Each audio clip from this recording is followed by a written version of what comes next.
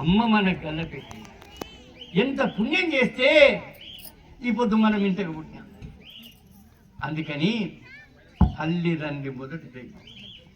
అందుకనే వేదం మాతృదేవో భవ.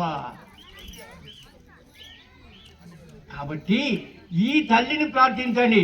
మా తల్లి మీద ఏమరా మొత్తం ప్రత్యక్షంగా కన్న తల్లినేమో అమ్మ తిన్నవా అని అడగవు. అందుకనే ప్రతివాడు ఇంటికి పోయినప్పుడు బ్రతికున్న తల్లి అమ్మ తిన్నరా, నువ్వు బ్రహ్మార్పణం బ్రహ్మవై బ్రహ్మజ్ఞవు బ్రహ్మణావుతం బ్రహ్మైవతేనకంతం ఇది చదివినా చదవకపోయినా నాన్న తిన్నాడా, అమ్మ తిన్నవా ఇది అడగొచ్చు కదా.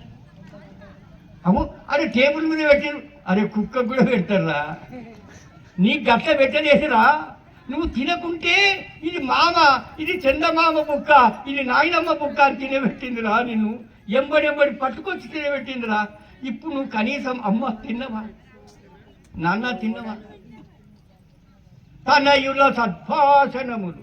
ఇక మీరు ఇప్పుడు పెద్ద పెద్ద వేదాంతం షడ్ చక్రాలు ఎట్టుంటాయి, నాభిలో ఏ చక్రం ఉంటుంది, ముడ్డ ఏ చక్రం ఉంటుంది.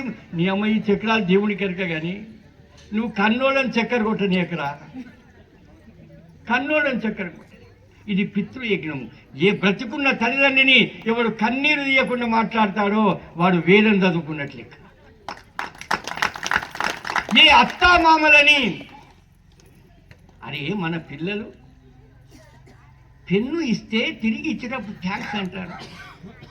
నువ్వు రాకముందు నీ మొగని పెంచి వానికి ఉద్యోగం వచ్చేటట్టు చేసి వాని సాఫ్ట్వేర్ వేస్తే నువ్వు సాప కింద కమ్ముతావా? వచ్చి కృతజ్ఞత ఉండాలా వద్దా? ఇది ఎవరు నేర్పాలి?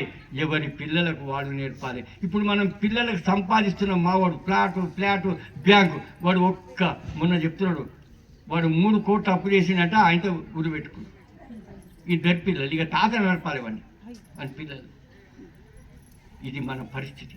మన చిన్న పిల్లలు హై స్కూల్లో పిల్లలు పోయి గంజాయి తాగుతున్నారమ్మా.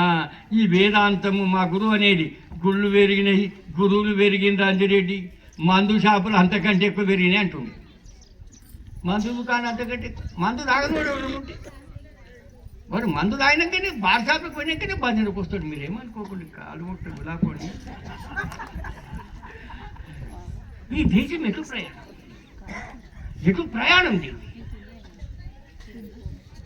కాబట్టి మన ఇల్లు వైకుంఠంగా ఉండాలంటే మనమంతా దేవయజ్ఞము, ఋషియజ్ఞము, మాతృయజ్ఞము చేయాలి. 3వది భూత యజ్ఞము. ఇది